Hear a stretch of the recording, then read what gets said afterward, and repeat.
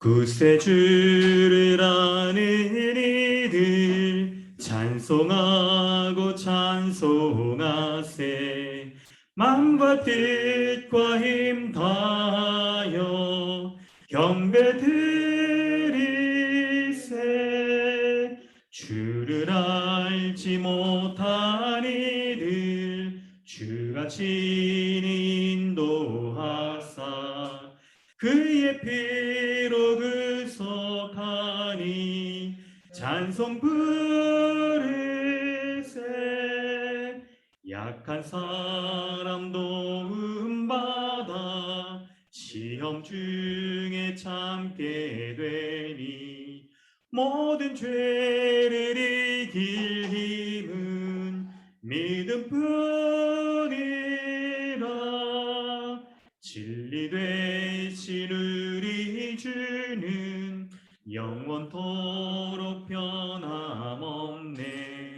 성도들아 주를 믿어 길이 섬기세. 아멘. 주보를 참고하셔서 사도신경으로 신앙을 고백하고 주기도문으로 기도하겠습니다. 나는 전능하신 아버지 하나님, 천지의 창조주를 믿습니다. 나는 그의 유일하신 아들 우리 주 예수 그리스도를 믿습니다. 그는 성령으로 잉태되어 동정녀 마리아에게서 나시고 본디오 빌라도에게 고난을 받아 십자가에 못 박혀 죽으시고 장사된 지 사흘 만에 죽은 자 가운데서 다시 살아나셨으며 하늘에 오르시어 전능하신 아버지 하나님 우편에 앉아 계시다가 거기로부터 살아있는 자와 죽은 자를 심판하러 오십니다. 나는 성령을 믿으며 거룩한 공교회와 성도의 교제와 죄를 용서받는 것과 몸의 부활과 영생을 믿습니다. 아멘. 하늘에 계신 우리 아버지여, 이름이 거룩히 여김을 받으시오며 나라가 임하시오며 뜻이 하늘에서 이루어진 것 같이 땅에서도 이루어지이다. 오늘 우리에게 일용할 양식을 주시옵고 우리가 우리에게 죄진 자를 사하여 준 것 같이 우리 죄를 사하여 주시옵고 우리를 시험에 들게 하지 마시옵고 다만 악에서 구하시옵소서. 나라와 권세와 영광이 아버지께 영원히 쌓옵나이다. 아멘. 하이데베르그 교리문답은 72, 73, 74문답입니다. 거룩한 세례에 관하여 세례의 물로 씻음이 곧 죄 씻음 자체입니까? 아닙니다. 오직 예수 그리스도의 피와 성령만이 우리를 모든 죄에서 깨끗하게 합니다. 그러면 왜 성령께서는 세례를 중생의 씻음과 죄를 씻음이라고 하셨습니까? 하나님께서 그렇게 말씀하신 데에는 중요한 이유가 있습니다. 하나님께서는 몸에 더러운 것이 물로 씻겨지듯이 우리의 죄가 그리스도의 피와 성령으로 없어짐을 우리에게 가르치려 하셨습니다. 더 나아가서 우리의 죄가 영적으로 씻겨지는 것이 우리의 몸이 물로 씻겨지는 것처럼 매우 실제적임을 이러한 신적 약속과 표로서 우리에게 확인시키려 하셨습니다. 유아들도 세례를 받아야 합니까? 그렇습니다. 그것은 유아들도 어른들과 마찬가지로 하나님의 언약과 교회에 속하였고 또한 어른들 못지않게 유아들에게도 그리스도의 피에 의한 속죄와 믿음을 일으키시는 성령의 약속되었기 때문입니다. 그러므로 유아들도 언약의 표인 세례를 통하여 그리스도의 교회와 연합되고 불신자의 자녀와 구별되어야 합니다. 이런 일이 구약에서는 할례를 통하여 이루어졌으나 신약에서는 그 대신 세례가 제정되었습니다. 아멘. 이 시간 우리 함께 기도하길 원합니다. 예배 시간에 있는 순서 가운데 있는 죄의 고백의 순서를 통해 우리는 하나님 앞에 우리가 하나님의 진노 가운데 심판받을 수밖에 없는 죄인인 것을 알고 예배에 나아갈 때마다 우리 죄인된 자가 하나님 앞에 예배할 수 있는 우리의 존재의 극치인 예배 가운데 나아갈 때마다 예수 그리스도께서 십자가의 형벌대속적 죽음으로 죽으신 그 은혜로 말미암아 의인 되었고 거룩한 자 된 것에 대한 감사를 주님 앞에 온전히 드리길 원합니다. 하나님께서는 이렇게 예배의 사제의 기도, 죄의 고백의 순서를 두셔서 우리로 하여금 날마다 하나님의 은혜가 아니면 살아갈 수 없는 그런 자인 것을 알게 해주시고 예배의 순서 가운데 우리 구주 예수 그리스도를 믿는 믿음으로 말미암아 하나님 앞에 죄인된 자에서 거룩한 의인된 자인 된 것으로 말미암는 또한 거룩한 삶을 살도록 하십니다. 이 시간에 우리의 모습을 돌아보아 이 복음을 우리가 확신하고 있는지 돌아보고 이 복음을 믿고 우리의 믿음의 대상이신 우리 주 예수 그리스도로 말미암는 은혜의 복락들을 온전히 누리는 예배될 수 있게 달라고 우리 함께 기도하기를 원합니다. 함께 기도하겠습니다.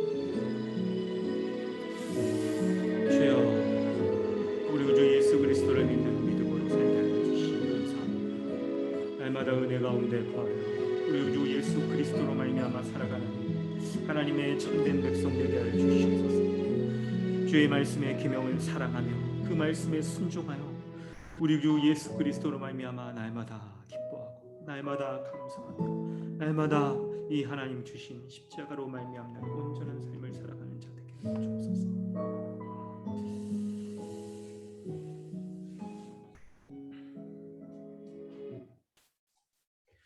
하나님 아버지, 주님의 은혜에 감사드립니다. 우리 주 예수 그리스도를 십자가에 죽게 하심으로 말미암아 우리를 하나님 앞에 한 번도 죄를 범하지 않은 자, 그런 자로 여겨주셔서 하나님 나라의 모든 복락을 누릴 수 있는 하나님 나라의 백성, 하나님의 자녀 삼아주시니 하나님의 크신 은혜에 감사함을 드립니다. 그 은혜에 감사함으로 이 예배 가운데 나아가 우리를 구원하신 예수 그리스도, 우리 구주 예수 그리스도의 아버지의 이름을 높이고 찬양하며 그 은혜에 감사하고 감탄하는 그런 예배자 될 수 있도록 은혜 더하여 주시옵소서. 오늘도 주의 말씀 밝히 베풀어 주시는 그 은혜의 말씀으로 말미암아 하나님의 뜻을 분명히 알고 그 뜻에 순종하며 살아가는 하나님의 거룩한 백성 될 수 있도록 은혜 더하여 주시옵소서. 감사드리며 예수님의 이름으로 기도드립니다. 아멘. 찬송가 310장 찬양하신 후에 신규진 형제님 기도해 주십니다. 찬송가 310장입니다. 하나님의 은혜로 있을 데 없는 자 왜 구속하여 주는지 난 알 수 없도다. 내가 믿고 또 의지함은 내 모든 형편하시는 주님 늘 보해 주실 것을 나는 확실히 아네. 왜 내게 굳센 믿음과 또 복음 주셔서 내 마음이 항상 편한지 난 알 수 없도다. 내가 믿고 또 의지함은 내 모든 형편하시는 주님 늘 보해 주실 것을 나는 확실히 아네. 왜 내게 성령 주셔서 내 마음 감동해 주 예수 믿게 하는지 난 알 수 없도다. 내가 믿고 또 의지함은 내 모든 형편하시는 주님 늘 보여주실 것을 나는 확실히 아네.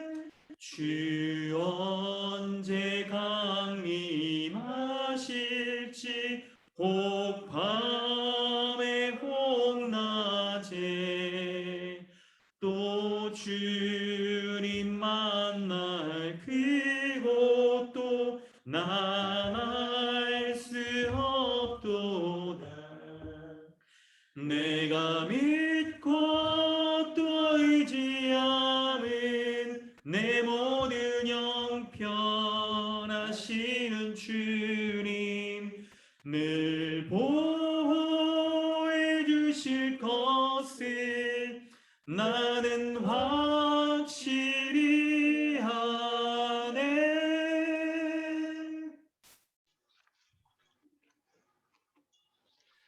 함께 기도드리겠습니다. 오로지 은혜로 우리를 구원하여 주신 하나님 은혜에 감사드립니다. 그리고 우리가 예수 그리스도로 말미암아 예배와 성례로 하나님 안에서 안식을 누리게 하여 주심도 감사드립니다. 하나님 안에서만 오로지 온전한 안식이 있습니다. 우리가 복음으로 온전한 안식을 누리고 있다는 것을 기억하게 하시고 그 은혜로 말미암아 살아가게 하여 주시옵소서. 창조주인 하나님께서는 우리에 대한 책임으로 이 땅에 육신을 입고 오셔서 우리의 죄를 대신하여 그 십자가 형벌을 받으셨습니다. 이후 사망을 이기시고 육체로 부활하시어 우리도 같은 부활의 소망을 주셨습니다. 하나님께서는 주 예수 그리스도로 말미암은 그 은혜를 성령을 통해 교회로 누리게 하여 주셨습니다. 하지만 우리는 한 주간 세상 가운데 살면서 하나님 은혜로 주신 온전한 안식을 누리지 못하며 살았습니다. 하나님을 향한 내 입술의 고백과 세상에 살아가는 나의 모습에서 많은 괴리가 있음에 괴로워한 적도 있었으며 잠시 하나님을 잊고 다른 사람들처럼 죄 가운데 살아가기도 하였습니다. 그러나 하나님께서는 이러한 우리를 불쌍히 여기시고 오늘 이 예배 자리로 불러주심에 감사드립니다. 우리가 이러한 죄를 회개하니 용서하여 주시기 원합니다. 주님, 우리가 죄의 악함에 빠지지 않도록 하여 주시고 그 죄와 맞서 싸울 수 있도록 주님께서 도와주시길 원합니다. 주님, 강동 주님의 교회를 위해 기도드립니다. 강동 주님의 교회 모든 성도들이 하나님 말씀 안에서 하나 되어 서로 사랑하며 교회로 살게 하시고 성도들이 가지고 있는 모든 기도의 응답을 주시길 원합니다. 말씀 전하시는 목사님께 하나님의 말씀이 선명하게 선포할 수 있도록 영육간의 강건함을 주시고 피곤치 않게 하여 주시기 원합니다. 또한 교회의 리더와 사역자들이 그 말씀 가운데 바로 세워지게 하시고 성도들은 주신 은혜로 주신 은사로 서로 섬기게 하여 주시옵소서. 우리의 자녀들을 위해 기도드립니다. 우리의 자녀들이 말씀 안에서 잘 양육되어 교회의 일원이 되게 하시고 다음 세대에 복음을 전하는 하나님 쓰임받는 자녀가 되길 원합니다. 최근 코로나가 다시 확산되고 있는 가운데 우리가 기대했던 여름 수련회와 나들이 성도의 교제가 어려워졌습니다. 하지만 이것도 주님께서 허락하신 상황 가운데 있으니 우리가 서로 생각하면서 사랑하는 마음으로 오래 참으로 견디며 더욱 단단해져 이 어려운 가운데서도 교회를 통해 하나님 나라의 복을 누리게 하여 주시옵소서. 이미 우리에게 주신 복음의 은혜와 풍성함과 그 은혜에 대한 진정한 감사로 평안과 안식을 누리게 하여 주시기 원하며 예수 그리스도 이름으로 기도드립니다. 아멘.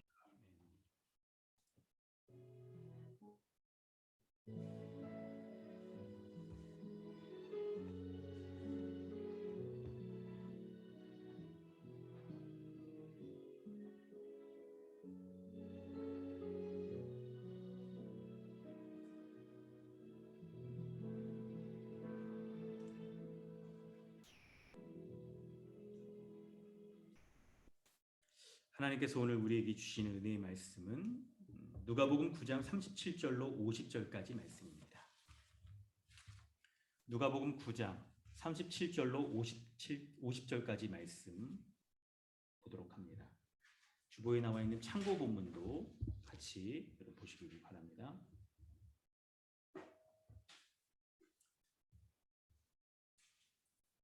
봉독하겠습니다.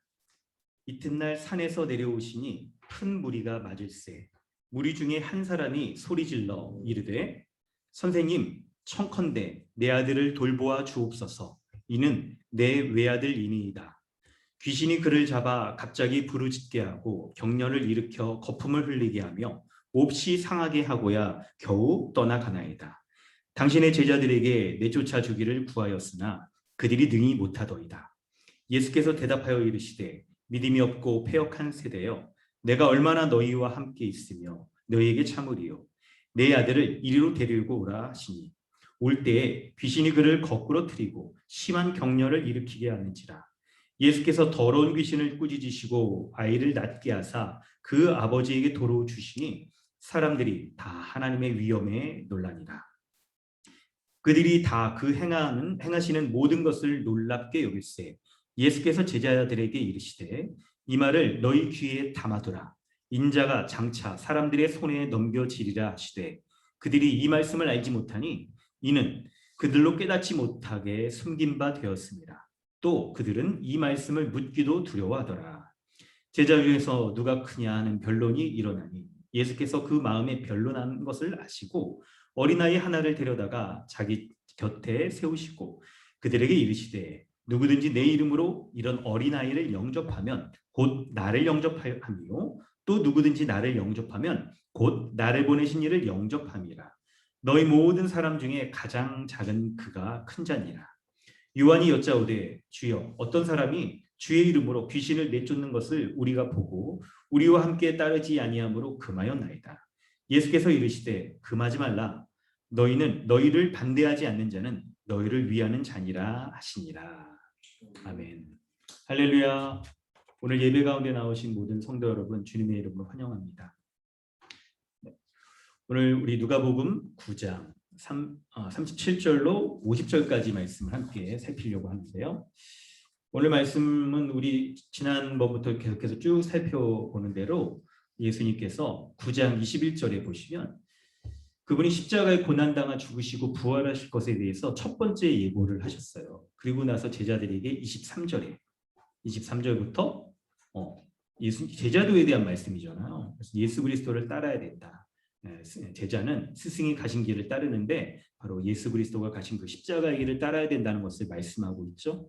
그리고 28절에 보면 이 말씀을 하신 다음에 예수님께서 변화산에 올라가서 변화되세요. 근데 그 모습이 굉장히 독특하죠.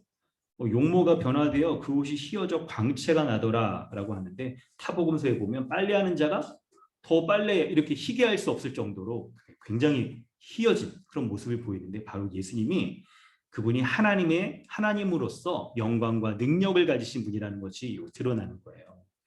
그런데 그 말씀을 하실 때에도 예수님이 31절에 그게 굉장히 포인트죠. 예루살렘에서 별세하실 것을 말씀하시는 거예요.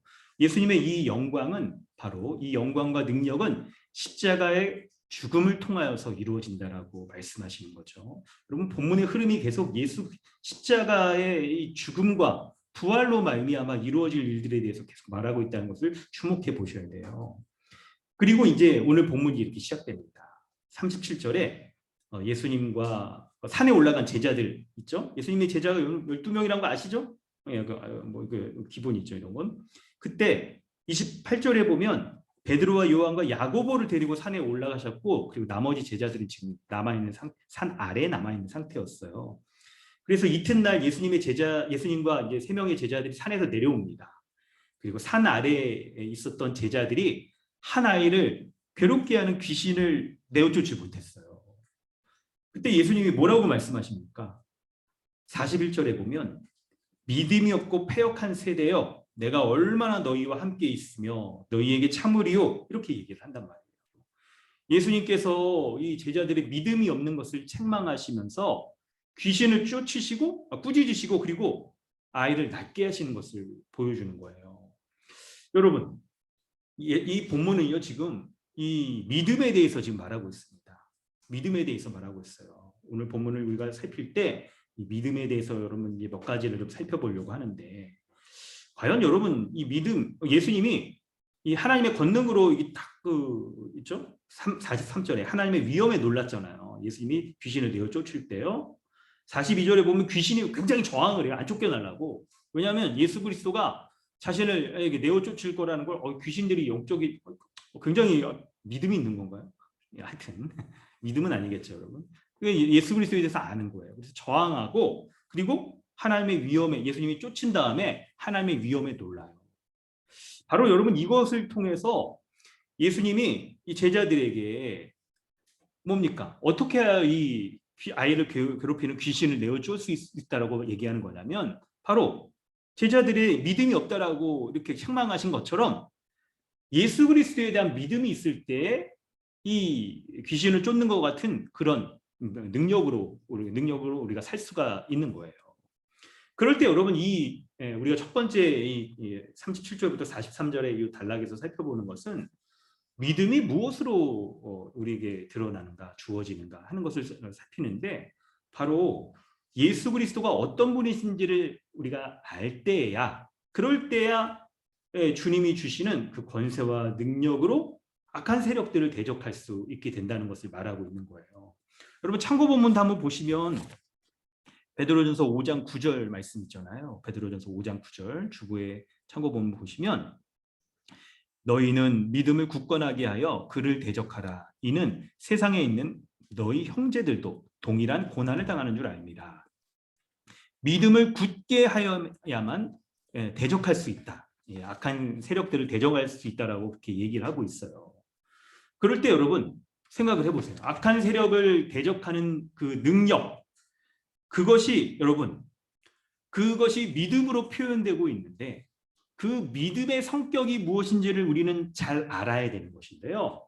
근데 여러분 본문이 지금 뭐를 그려주고 있냐면 악한 세력을 쫓아내는 그 능력은요, 믿는 사람 그 자체에서 드러나는 능력이 아니고 뭐냐면 믿음의 대상인 예수 그리스도 주님의 능력인 거예요.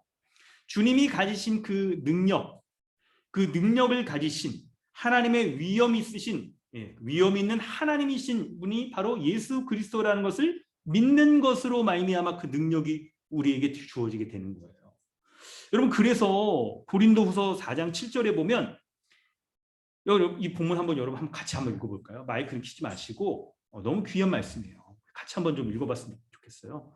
혹시 여러분 주보를 뽑으신 분들도 있겠고 그렇지 않은 분들은 고린도후서 4장 7절 한번 찾아보세요. 같이 한번 좀 읽어볼게요.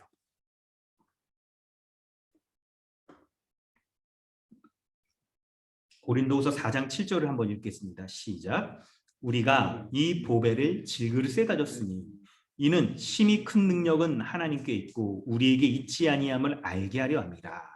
아멘. 사도 바울은요, 예수 그리스도를 보배에 비유를 하는데 우리를 뭐라고 말합니까? 질그릇이라고 말해요. 질그릇이라고. 여러분 왜 예수 그리스도를 질그릇과 같은 이 보배로우신 예수 그리스도를 질그릇에 딱 담는다고 그렇게 얘기할까요? 여러분 보배는 좀 이렇게 보배로운 그릇에 담으면 더 여러분 멋지지 않을까요? 아니 하다못해 여러분 요즘 뭐 이렇게 먹방 이런 걸 보더라도 맛있는 음식이 딱 맛있게 보이려면 예쁜 그릇으로 플레이팅을 좀 해야 이게 좀 먹음직스럽잖아요. 그렇죠? 그런데 여러분 사도 바울이 지금 말하는 것은 이 보배로우신 예수 그리스도를 우리 질그릇에 가졌는데 여러분 이것이 우리에게 믿음이 무엇인지를 분명하게 보여준다는 거예요.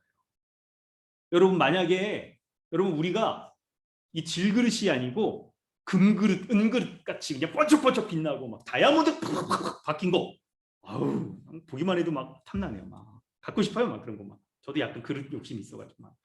이런 거에 딱 담기면 얼마나 더 빛나겠어요. 근데 그런 방식으로 말하지 않는다고.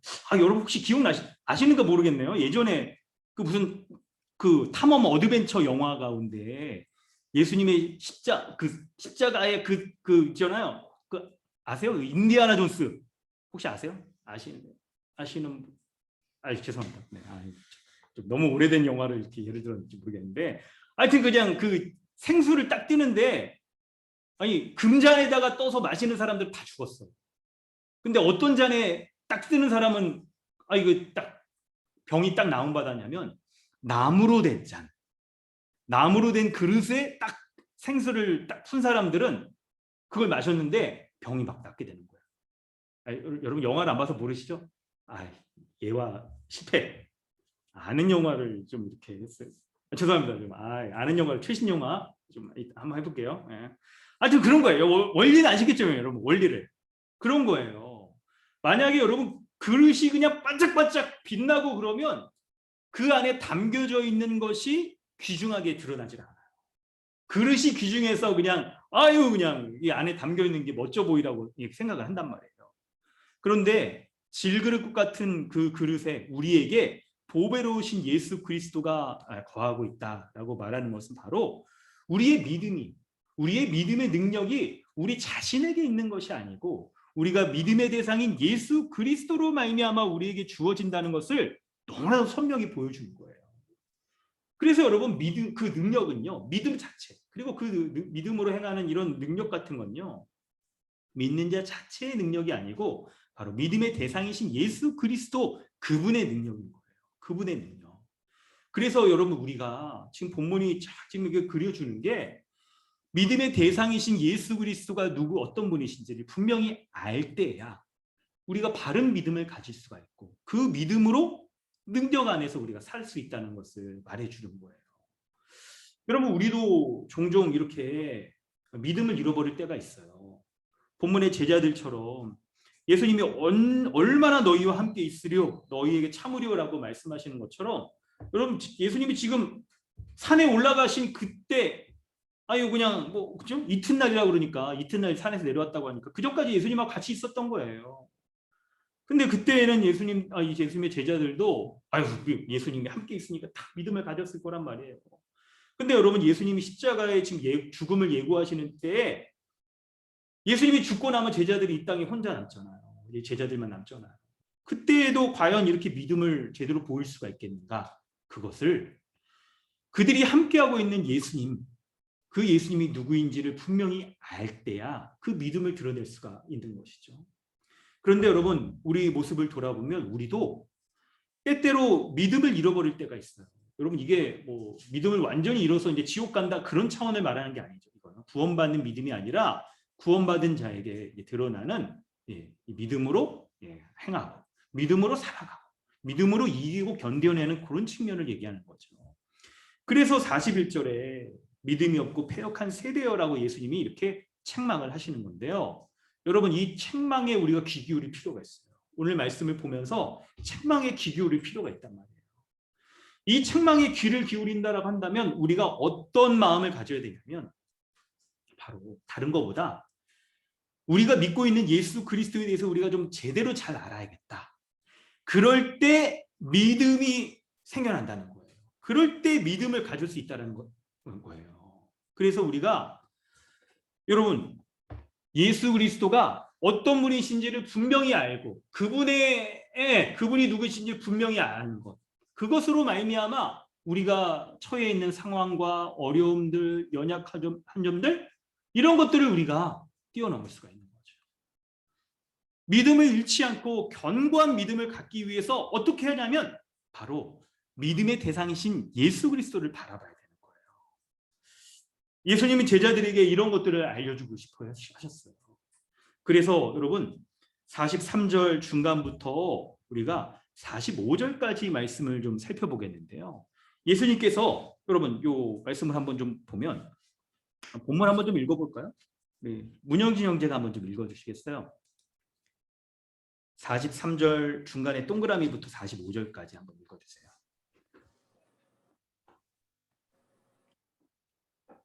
이 말을 너희 귀에 담아두라. 인자가 장차 사람들의 손에 넘겨지리라 하시되 그들이 이 말씀을 알지 못하니 이는 그들로 깨닫지 못하게 숨긴 바 되었음이라. 또 그들은 이 말씀을 묻기도 두려워하더라. 아멘. 아멘. 네, 예수님께서는 이 제자들이요, 그리고 무리들이 예수님이 행하신 모든 일을 놀랍게 여겼는데 그래서 예수님이 설명을 해주시는 거예요. 예수님이 어떻게 해서 귀신을 내어 쫓으셨는지, 그리고 왜 제자들은 귀신을 내어 쫓지 못했는지를 지금 설명해 주시는 거예요. 그게 방금 읽은 44절, 45절 말씀에 드러나는데 뭡니까? 인자가 장차 사람들의 손에 넘겨지리라. 이 십자가의 죽음을 두 번째로 예수님이 예고를 하시는 거예요. 여러분, 이것과 예수님이 능력을 행하신 것, 그리고 제자들이 능력을 행하지 못하는 것이, 믿음이 없는 것이 매우 긴밀히 연결되어 있어요. 예수님 그렇게 말씀하신단 말이에요. 바로 제자들은요, 예수 그리스도의 십자가 대속적 죽음에 대해서 알지 못했기 때문에 그들에게 믿음이 없었고, 믿음으로 능력을 행하지 못하는 일이 벌어지는 거예요. 여러분, 예수 십자가가 어떤 의미입니까? 예수 그리스도가 십자가에 죽으심으로 죄와 사망의 권세를 이기셨잖아요. 그것으로 말미암아 죄인 된 자의 모든 죄를 다 깨끗하게 하여 주시고, 그리고 이렇게 죄 사함과 함께 죄 사함 받은 자가 의롭고 거룩하게 되어서 하나님의 지혜로 모든 삶을 거룩하게 살아갈 수 있는 능력을 주는 게 바로 십자가예요. 그래서 여러분, 우리 고린도전서 1장 23절부터 24절까지 말씀을 제가 주보에다 실지 못했는데 한번 보면 이런 말씀이 있어요. 고린도전서 1장 23절부터 24절까지 말씀에 우리는 십자가에 못 박힌 그리스도를 전하니 유대인에게는 거리끼는 것이요 이방인에게는 미련한 것이로되 오직 부르심을 받은 자들에게는 유대인이나 헬라인이나, 그 다음에 중요해요, 그리스도는 하나님의 능력이요 하나님의 지혜다 라고 이렇게 얘기를 하고 있는 거예요. 십자가는 바로 우리에게 죄 사함을 주는 것과 함께 하나님의 지혜와 능력으로 살아갈 수 있게 해준단 말이에요. 그래서 십자가에 달리신 예수 그리스도, 그분이 누구신지를 바로 알 때 우리가 온전한 믿음을 갖게 되고 주님의 능력으로 악한 영적 세력들을 쫓아낼 수가 있는 거예요. 여러분, 예수님께서 44절에 이 말을 너에게 담아두라, 이걸 담아두래요. 십자가에 달리신 예수 그리스도가 십자가로 무엇을 행했는지를 담아두래요. 주목하란 말이에요. 성도 여러분, 주목하시겠어요? 지금 좀 여러분 주목해서 이 십자가의 복음이 우리에게 무엇을 전하는지, 우리의 믿음의 대상인 예수 그리스도가 무엇을 행하셨는지에 대해서 주목하시기 바랍니다.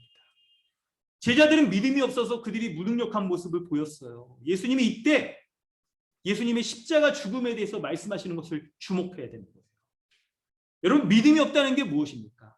바로 제자들이 십자가 죽음에 대해서 이해하지 못한 것과 연관이 있는 거예요. 예수님은 이 두 가지를 의도적으로 지금 연결해서 말씀하고 있잖아요.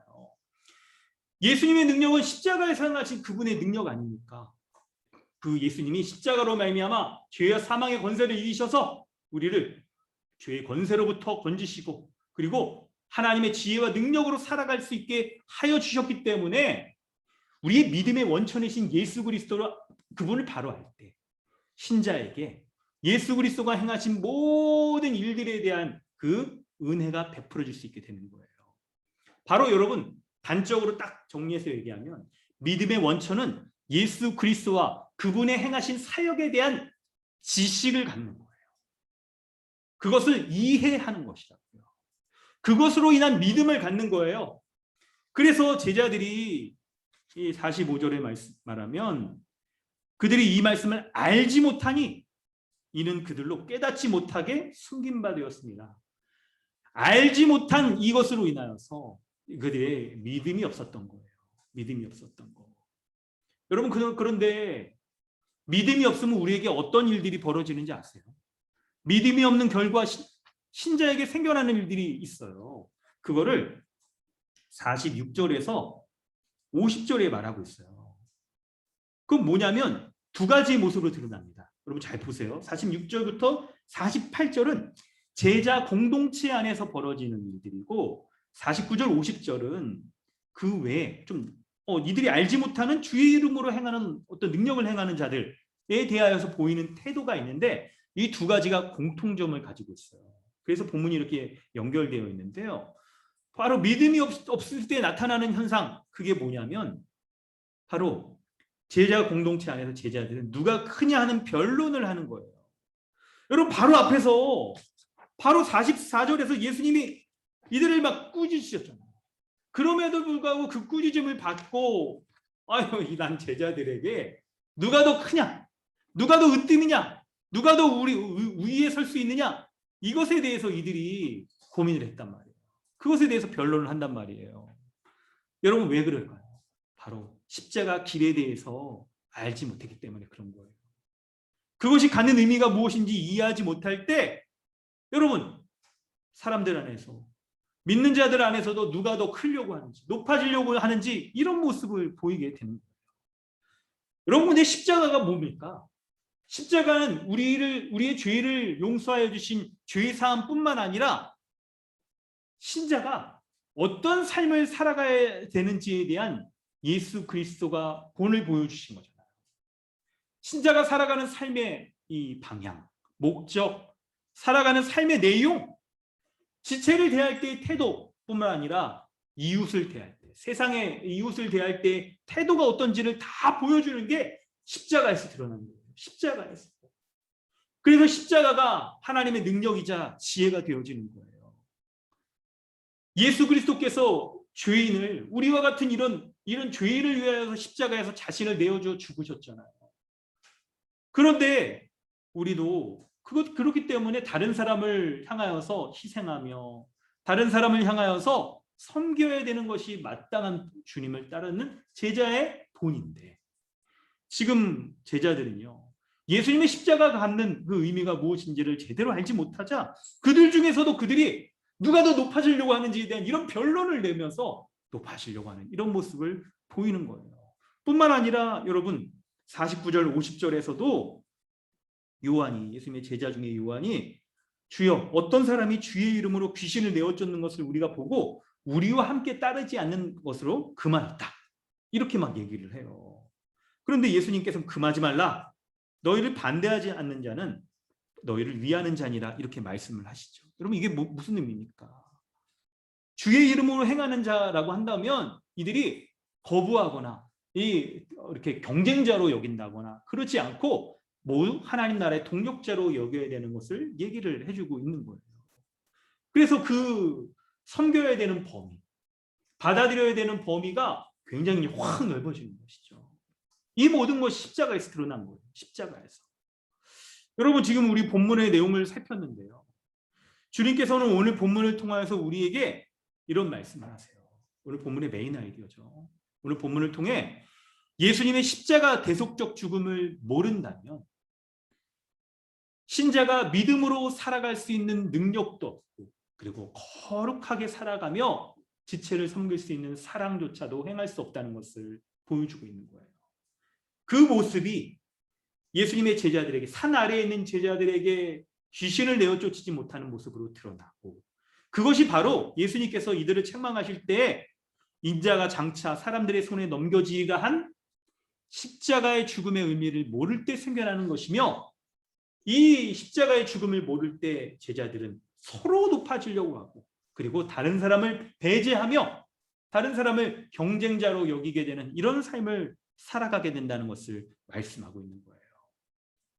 여러분 이럴 때 이 본문을 가지고 우리가 세 가지 정도로 우리가 적용해 보려고 합니다. 적용하면서 본문을 좀 더 깊이 있게 살피려고 하는데요.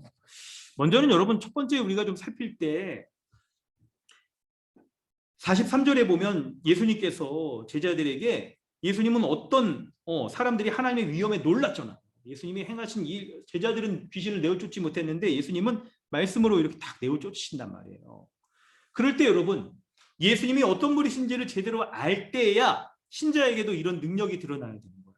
그러므로 여러분 믿음의 대상인 예수 그리스도를 온전히 바라보는 것이 중요합니다. 히브리서 12장 2절 본문을 참고 본문을 우리가 한번 읽고 오늘 적용을 좀 구체적으로 좀 살펴보려고 합니다.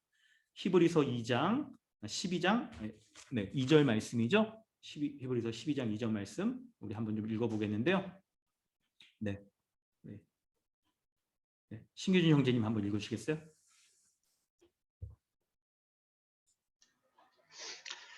믿음의 주요 또 온전하게 하시는 이인 예수 그리스도를 바라보자. 그는 그 앞에서 있는 기쁨을 위하여 십자가를 참으사 부끄러움을 개의치 아니하였더니 하나님 보좌 우편에 앉으셨느니라. 아멘. 아멘. 네, 히브리서 12장 2절에서 믿음의 주요 또 온전케 하시는 이는 예수를 바라보자라고 얘기를 해요. 예수님을 바라볼 때 우리가 믿음을 제대로 가질 수 있게 되고 우리가 온전하게 된다는 것을 말씀하고 있는 거죠.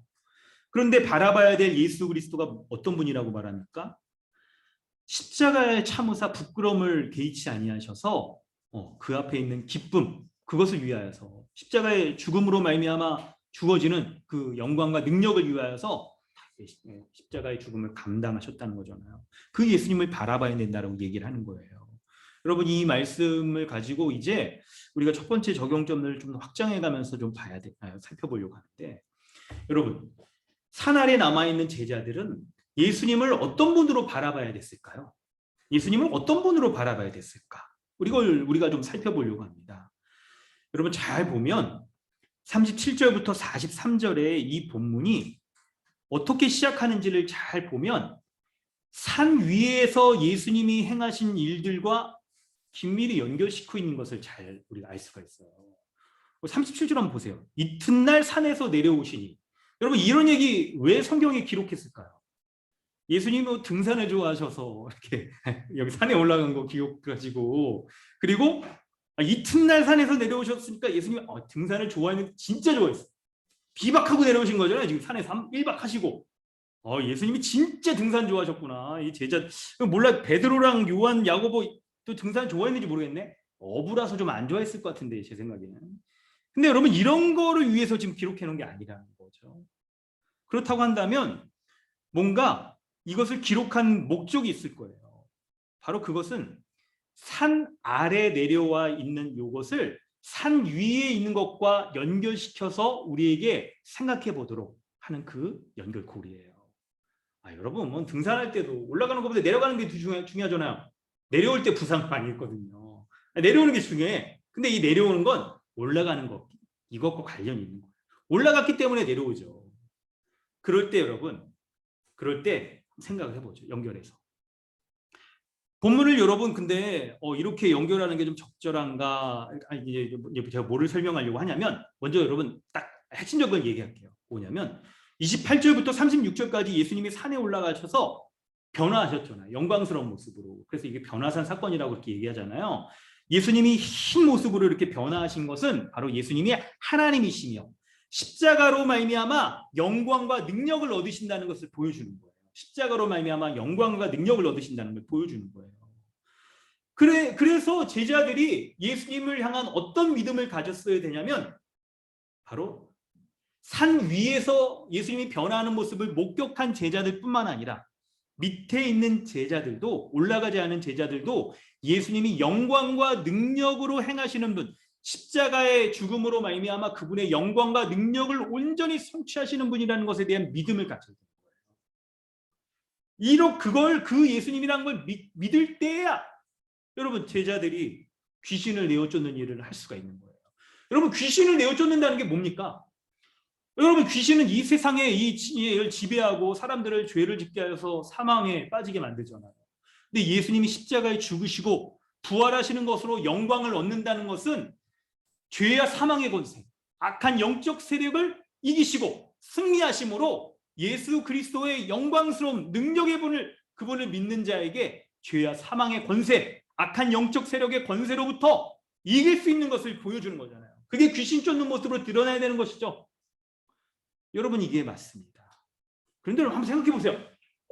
조금이라도 약간 여러분 분석력을 좀 생각을 해보면, 근데 목사님, 지금 제자들은, 남아있는 제자들은요 산에 안 올라갔잖아요. 어떻게 산 위에서 예수님이 이렇게 영광스러운 모습으로 변화된 걸 어떻게 한단 말이에요? 이거 모르지 않아요? 뭐 CCTV로 이렇게 뭐 봤습니까? 아니면 지금 줌으로 이렇게 동시에 이렇게 뭐 중계를 해주는 것도 아닌데 산에 안 올라간 제자들이 그걸 어떻게 알아요? 여러분, 이렇게 생각하실 수 있겠는데, 그런데 여러분 잘 보세요. 성경이 어떤 책인지에 대해서 여러분 잘 아실 필요가 있어요. 성경은 여러분 업무일지와 같은 게 아니에요. 업무일지처럼 뭐가 이렇게 객관적으로 이걸 딱 이렇게 기록하는 방식이 아니에요. 성경은 의미가 있는 것을 연결시켜서 취사 선택하여 적어놓은 거예요. 그래서 여러분 신앙 문서인 거죠. 이게 객관적인 사실이 아니라는 건 아닙니다.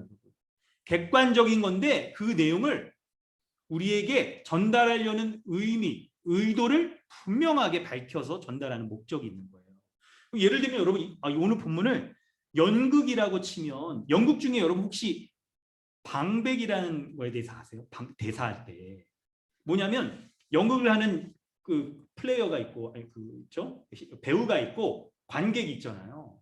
근데 배우 중에서도 다른 배우들은 듣지 못하게 배우가 혼자 말하는 걸 관객만 알고 있는 그런 거 있잖아요. 이런 걸 이제 방백이라고 그러잖아요. 바로 오늘 본문의 사건이 그런 모습과 좀 같은 거예요.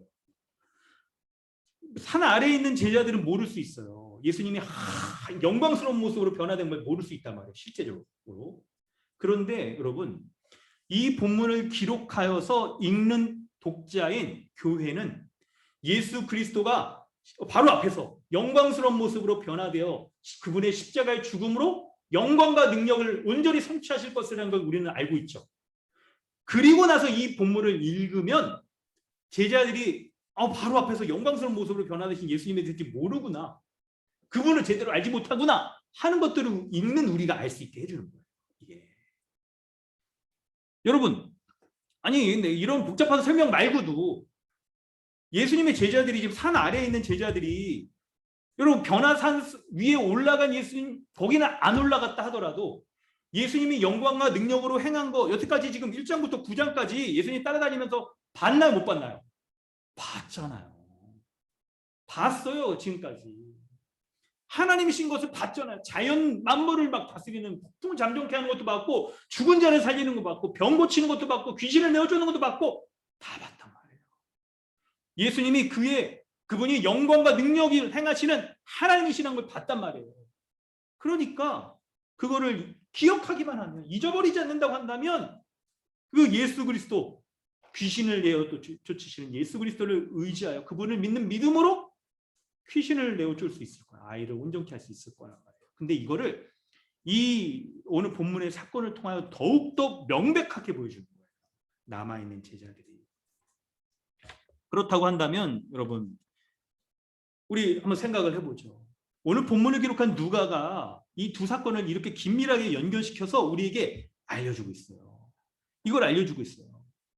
그러므로 여러분 참된 믿음, 능력을 행하는 견고한 믿음을 갖기 위해서는 예수 그리스도가 어떤 분이신지를 분명히 보는 믿음을 가져야 돼요. 그걸 바라볼 수 있어야 되는 거예요. 예수 그리스도가 믿음의 주요 온전케 하시는 이라는 것을 분명히 알고 믿는 믿음이 있어야 된다는 거예요. 여러분 왜 예수 그리스도를 이렇게 제대로 바라봐야 됩니까? 왜 그렇습니까? 바로 그것은 예수 그리스도를 통하여 모든 생명과 지혜와 능력이 드러나기 때문에 그런 거예요. 예수 그리스도가 생명과 능력과 지혜의 원천이세요. 그렇기 때문에 여러분 믿음이라는 것은요. 우리의 어떤 상황이나 우리의 믿음은 질적인 요소에 의해서 우리에게 드러나는 게 아니에요. 그런 성질이 아닌 거예요. 우리가 좀 혹시 여러분 오늘 마음이 좀 어려우세요? 지금 집안에 무슨 일 있으십니까? 그럼 우리가 믿음이 없는 것 같죠? 아닌 거예요. 그게 아니고 믿음은 믿음의 대상인 예수 그리스도가 어떤 분인지를 알고 믿는 것, 그것이 우리에게 믿음을 갖게 하며 그것이 우리로 하여금 믿음을 예수 그리스도가 가지신 그분의 생명과 지혜와 능력을 행할 수 있게 만드는 거예요. 이게 여러분 믿음인 거예요. 이게. 그래서 우리가 예수 그리스도를 온전히 바라보기만 하면 그분이 가지신 생명과 지혜와 능력과 기쁨과 평강과 그냥 일일이 다 열거하기도 힘들어. 이 모든 것들을 다 가질 수가 있는 거예요. 그렇기 때문에 여러분 기독교는 믿음의 종교인 거예요. 믿음의 종교. 지혜와 능력과 평강과 우리의 삶에 필요한 모든 것이 다 우리의 대상이신 믿음의 대상이신 예수 그리스도로 오기 때문에 그런 거예요. 그래서 신자가 믿음의 삶을 살 수 있는 것도 예수 그리스도가 악한 영적 세력을 이기셨다는 것을 믿는 것으로 말미암아 우리에게 그 믿음으로 말미암는 삶의 결과가 드러나게 되는 거예요. 그럴 때 여러분 무엇을 믿어야겠습니까? 여러분 지금 누차 강조해서 얘기하지만 분명히 얘기한다면 바로 왜 믿어야 되나요? 예수 그리스도가 능력과 지혜의 원천이기 때문에. 무엇을 믿어야 되나요? 바로 우리 주 예수 그리스도를 믿는 거예요. 그분이 십자가로 말미암아 죄와 사망의 권세, 사탄의 권세를 결박하셨다는 걸 믿는 거예요. 그리고 주의 성령으로 신자와 함께 하심으로 말미암아 예수 그리스도가 이루신 모든 일들을 우리 가운데 드러나게 하신다는 것을 믿는 거예요. 그러므로 여러분, 믿는다는 것은 예수 그리스도 그분을 믿는 것과 함께 그분이 능력으로 행하신 모든 것들이 우리에게 드러나는 것, 이걸 또한 믿는 것을 말하는 거예요. 이게 신자의 삶에 우리가 능력 있게 살 수 있는 비결이 바로 이런 거예요. 근데 여러분, 어떻게 믿을 수 있겠습니까? 우리가 어떻게 믿음이 견고해져서 제자들이 이렇게 귀신을 내어 쫓아야 되는 그런 상황 가운데서도 우리가 딱 믿음을 드러낼 수 있겠습니까? 바로 산 위에 계신 예수 그리스도를 바라볼 수 있어야 되는 거예요. 제자들이 예수님과 지금 떨어져 있어요. 떨어져 있다고요. 여러분, 이게 지금 시사하는 게 뭡니까? 내가 얼마나 너희와 함께 있으며 라고 시사하는 게 뭐예요? 오늘 이 본문을 읽는 후대의 교회는요, 예수 그리스도가 지금 승천하셔서 우리 눈에는 보이지 않아서 마치 예수님이 우리와 떨어져 계신 분으로 그렇게 생각한단 말이에요. 그런데 그런 자들에게 이 교훈을 주는 거예요. 어떻게 우리가 믿음을 드러낼 수 있냐면 바로 산 위에 계신 예수 그리스도, 영광스러운 모습으로 변화되신 예수 그리스도를 믿어야 되는 거예요. 믿어야 되는 거. 여러분, 지난주 말씀 28절부터 36절 기억나시죠? 끄떡끄떡? 도리도리? 여러분, 어떡합니까? 그래서 여러분, 제가 오늘 보니까 참 우연처럼 지난주 설교 원고가 아직 성경책에 끼어져 있는데 그럼 어떡하죠? 이걸 지금 읽어야 되나? 이거 다시 설교를 좀 해야 될까요? 어떻게 될까요? 좀 고민이 생기는데 그래도 제가 양식 있는 목사인데 이거 원고가 지금 몇 장인데 이걸 다 하겠어요? 간단히 요약하겠습니다. 간단히 요약한다면 그거잖아요. 예수님이 변화산에서 영광스러운 모습, 하얀 모습, 그 옷을 빨래하는 자가 더 옥시크린 아무리 그냥 쏟아부어도 희귀할 수 없을 정도로 이렇게 하얘졌다는 거, 그건 예수님이 그분의 십자가 죽음으로 말미암아 그분의 영광과 능력을 이루실 것을 지금 딱 여러분 말씀해 주는 거잖아요. 여러분, 이 말씀을 딱 드러내고 있는데 여러분 생각을 해보세요. 지난주에 여러분 이거 딱 말씀드리냐고 참 우리 설교 이렇게 쭉 했었는데 혹시 여러분 이게 지금 이 내용이 연결이 안 되신다고 한다면 어떻게 해야 될까? 오늘 왠지 좀 설교가 좀 일찍 끝나는 것 같은데 제가 약간 피곤해지는데 지금 보니까 12시도 안 됐어. 근데 어떻게 지금 커피라도 먹으면서 이렇게 막 더 힘을 내고 막 이렇게 해야 될까 생각이 들긴 하는데 지금 여러분 이거 지금 이제 왜 얘기하냐면 여러분 설교 시간이 그래도 우리 교회가 설교만 1시간 정도 하고 한 1시간 20분 30분 이렇게 예배를 드리는데 이거 시간이나 이런 거에 대해서 여러분 너무 이렇게 구애받고 그러실 필요 없어요. 여러분 이번 주 저희가 금요일 날 그 뭐죠? 책 나눔 제목이 야근하는 책? 야근하는 책이 아니죠. 야근하라는 책이 아니고 야근하는 당신에게 라는 책도 보니까 그 교회 목사님도 1시간 20분 예배 드린다고 그러더라고요. 그러면서 성도들이 설교 말씀에 집중해야 된다 그러면 1시간 20분 예배 드리면 거기도 1시간 설교하는 거 아니에요? 제가 힘이 났어요. 너희들이 얼마나 감사한지 몰라. 이런 분이 또 있구나 막 그러면서 여러분 설교 시간이 좀 이렇게 길다고 막 우리가 뭐라고 그럴 게 아니라 여러분 보죠. 본문 가운데 설교의 깊이와 내용의 풍성함들을 우리가 이걸 캐내려고 하는 게 중요하죠. 이걸 붙잡고 살아가는 게 중요하잖아요. 여러분 저도 보면 여러분도 마찬가지로 말씀을 대할 때 이렇게 강해 설교 성경 연구를 중요하게 하는 흐름 가운데에서 언제 이렇게 이 본문에 대해서 자세히 들을 수 있겠어요? 기회가 없단 말이에요. 저도 마찬가지예요. 이 본문 지금 연구할 때나 이렇게 깊이 이렇게 팍 파고 들어가 그러지 거기에서 진리의 보화를 캐내려고 그러지 성경 66권 지근데 설교해야 되는데 언제 이걸 다시 하겠어요? 언제 다시? 빨리빨리 성경 66권 여러분 산술적으로 계산해 보면 여러분 돌아가실 때까지 성경 66권 본문을 설교를 못 들으실 가능성이 거의 100%. 여러분 우리가 이게 좀 이상하잖아요. 그러니까 여러분 한 번 할 때 제대로 해야 된단 말이에요. 제대로 해가지고 이 진리의 보화를 캐내서 그 말씀으로 밝히 하나님의 뜻을 드러내고 우리가 그 은혜의 말씀 붙잡고 살아가는 게 중요하단 말이죠. 이게 중요하단 말이에요. 여러분 생각해 보세요. 여러분이 만약 어릴 적부터 신앙생활할 때 처음 신학할 때부터 설교 시간 1시간만인 교회에 딱 다닌다면 여러분 설교 시간이 1시간인 게 정상처럼 여겨졌을 거예요. 원래 처음 다닐 때부터 그랬으니까 그게 표준적으로 여러분 여겨졌을 거란 말이에요. 여러분 지금 제가 이걸 말하려는 게 아닙니다. 지금 이걸 말하려는 목적이 아니고 말씀을 대하는 원리에 대해서 지금 얘기하려는 거예요. 말씀을 대하는 우리의 태도가 어때야 되는지 얘기하는 거예요.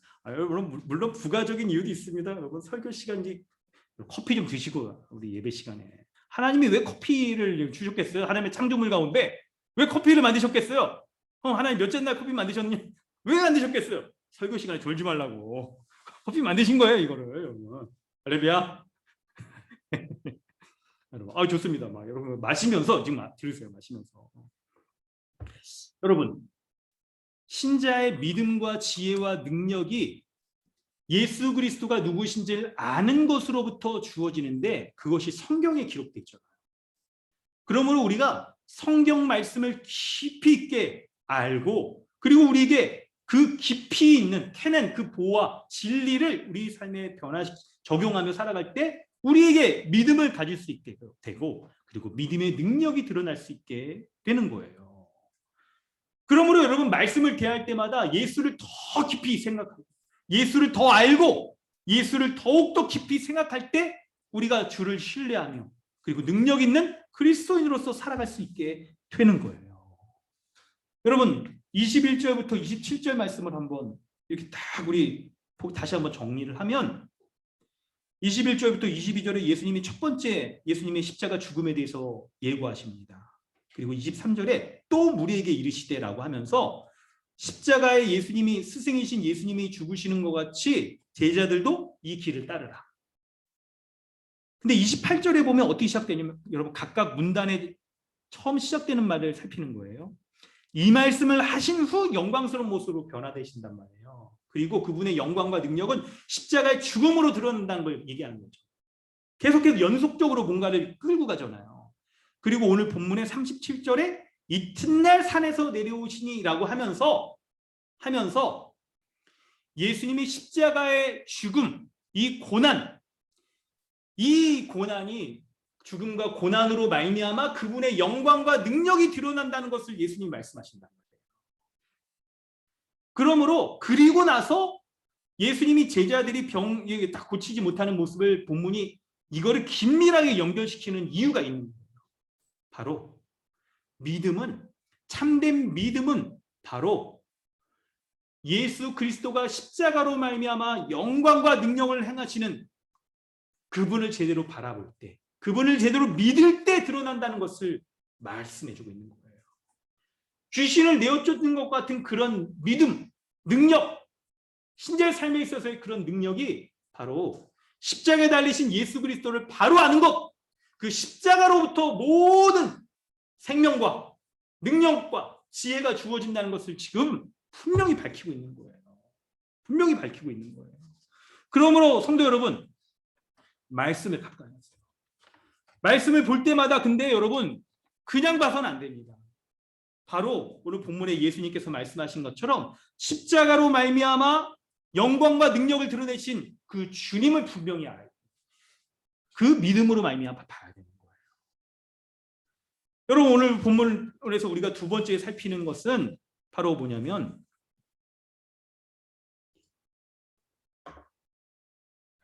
제자들이 여러분 믿음이 없어서 무능력한 그런 모습을 보이잖아요.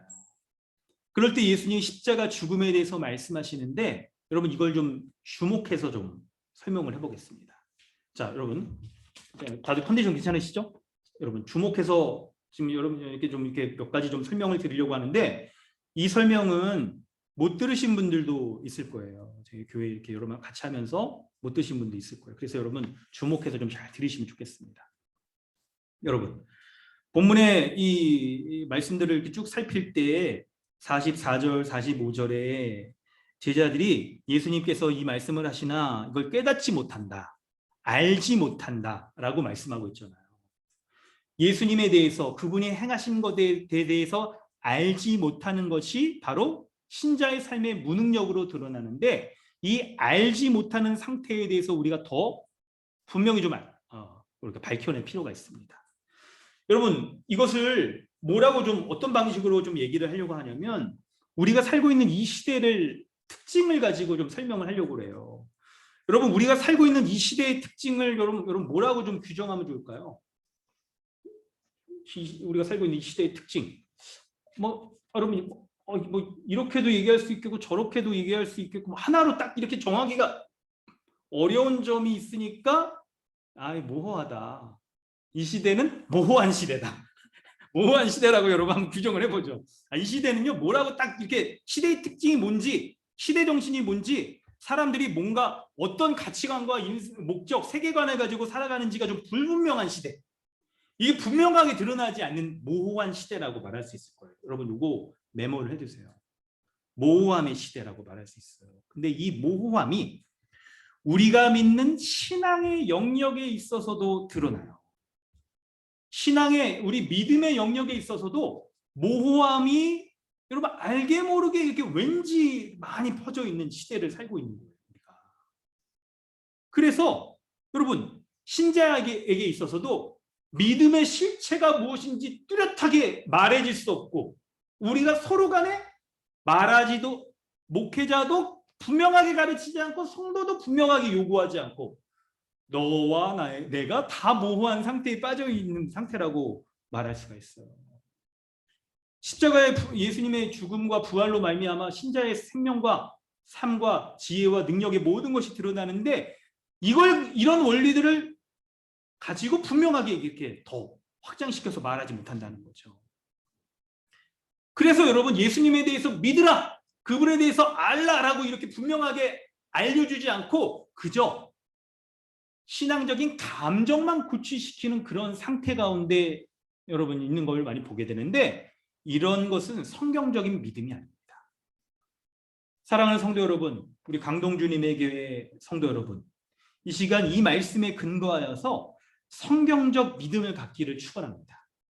우리가 여러분 예수님께서 44절에 이 말을 너희 귀에 담아두라 인자가 장차 사람들의 손에 넘겨지리라 하시되 라고 말씀하고 있잖아요. 이 말을 우리의 귀에 담아두라고 말씀하고 있단 말이에요. 너희 귀에 담아두라.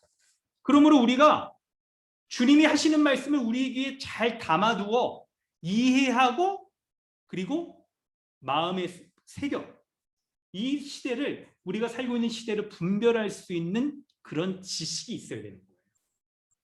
그래서 여러분 기독교가 믿음의 종교인데 그 믿음이 무엇으로 나냐면 바로 주님의 말씀을 귀에 담아두고 이해하는 그 지식으로 말미암아 생겨나는 거예요.